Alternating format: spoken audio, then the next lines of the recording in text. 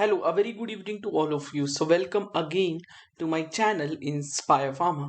तो पेश हूँ आज आपके सामने एक अनदर इंटरेस्टिंग एंड एक अनदर यूजफुल टॉपिक पे वीडियो को लेके। आज की वीडियो होने वाली है B pharmacy first semester pharmaceutical analysis के फोर्थ यूनिट के इंपॉर्टेंट क्वेश्चंस विद आंसर्स की।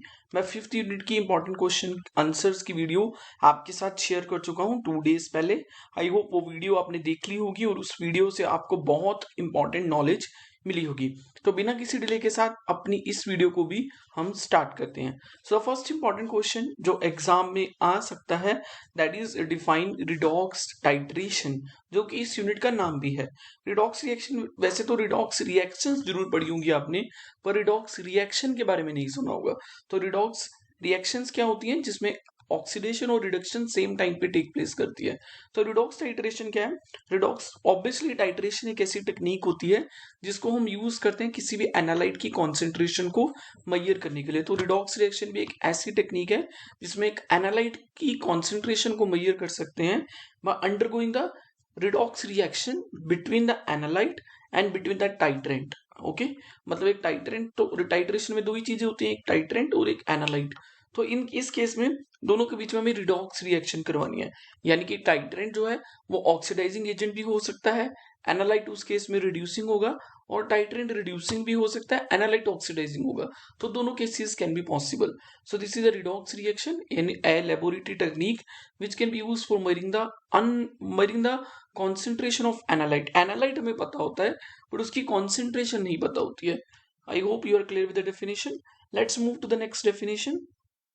Define oxidizing agent or define reducing agent. This are also the important question. Otherwise +1 +2 में आपने ये जरूर पढ़े होंगे। Obviously ऑक्सीडाइजिंग एजेंट ऐसा एजेंट है जो दूसरे एजेंट्स को ऑक्सीडाइज करवा सकता है bye accepting the electron from them. खुद लूज कर देगा और दूसरे के एक्सेप्ट कर लेगा, है ना। For example potassium dichromate and potassium permanganate.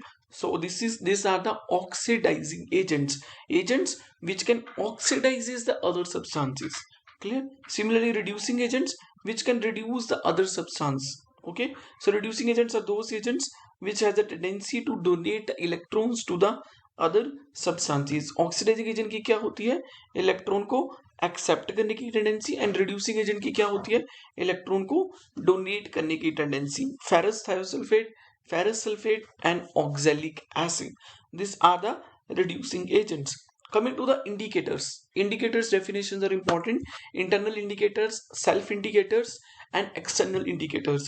These are the three type of indicators which are used in the redox titration. Define internal indicators. Internal indicators are those type of indicators which are used in the redox titration. एक point आप ये लिख सकते हो। and these agents or these indicators are those indicator which provide a different color in the oxidized form and different color in the reduced form. मतलब जब वो अपनी ऑक्सीडेशन स्टेट में होती है, जैसे आयरन Fe3 पॉजिटिव में भी स्टेट में भी एग्जिस्ट करती है और Fe2 पॉजिटिव में भी एग्जिस्ट करती है। तो Fe3 पॉजिटिव में जब वो होगी तो वो डिफरेंट कलर प्रोवाइड करेगी, Fe2 स्टेट में होगी तो वो डिफरेंट कलर प्रोवाइड करेगी। So self internal indicators are those indicators which exhibit a different color in their oxidized form and in their reduced form. For example of internal indicator is a starch iodide. Next coming to the self indicator, very important definition जो बहुत बार exam में आ जाती है। तो इसमें क्या होता है? This is defined as those indicators जिसमें टाइट्रेंट, हमने जो मैंने अभी बताया कि टाइट्रेशन में हम दो चीजें यूज करते हैं, कोई भी टाइट्रेशन हो, not it is about a redox titration, acid base titration or any other kind of a titration. So self indicators are defined as those type of indicators जिसमें जो टाइट्रेंट होता है वो खुद ही ऐसे इंडिकेटर की तरह काम करता है, और जब उसके बीच में एनालाइट डाला जाता है तो एनालाइट के कलर को चेंज कर देता है। सिंपल डेफिनेशन, मतलब इस तरह की टाइट्रेशन में हमें अलग से इंडिकेटर नहीं डालना पड़ता। हमारा जो टाइट्रेंट है वो खुद एज ए इंडिकेटर की तरह काम करेगा। उसके साथ जब एनालाइट मैच होगा, रिएक्शन होगी दोनों के बीच में, तो खुद ही एनालाइट के कलर को चेंज कर देगा। Example is potassium permanganate which is an oxidizing agent and साथ साथ में it is also a self indicator. Coming to the external indicators, these are those indicators which are added externally to the act as a indicator in the chemical reaction and do not act as reactant.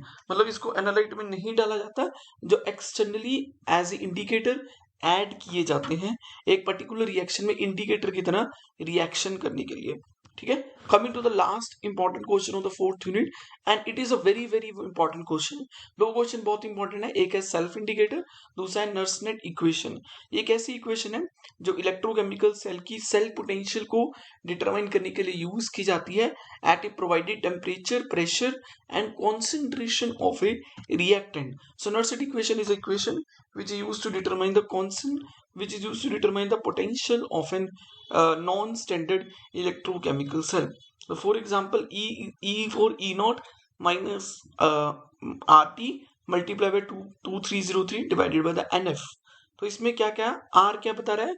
R is a universal gas constant, E is a electrochemical potential, E naught is electrochemical potential at specific temperature pressure, T is the absolute temperature, and is a number of electron transfer during the electrochemical reaction, and F is a Faraday constant. ये equation बहुत बड़े chances है इसके आने के, इस equation को अच्छे से प्रिपेयर कर लेना, ये जरूर आएगी। आई होप मेरी इस वीडियो से आपको B pharma fourth unit pharmaceutical analysis के जो भी इंपॉर्टेंट क्वेश्चंस आ सकते हैं वो सारे समझ में आ गए होंगे।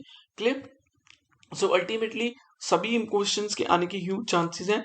Redox reaction, oxidizing agent, reducing agent, self indicator, internal indicators, external indicator, internal indicators और एक्सटर्नल इंडिकेटर्स में क्या डिफरेंस है ये भी पूछ सकते हैं।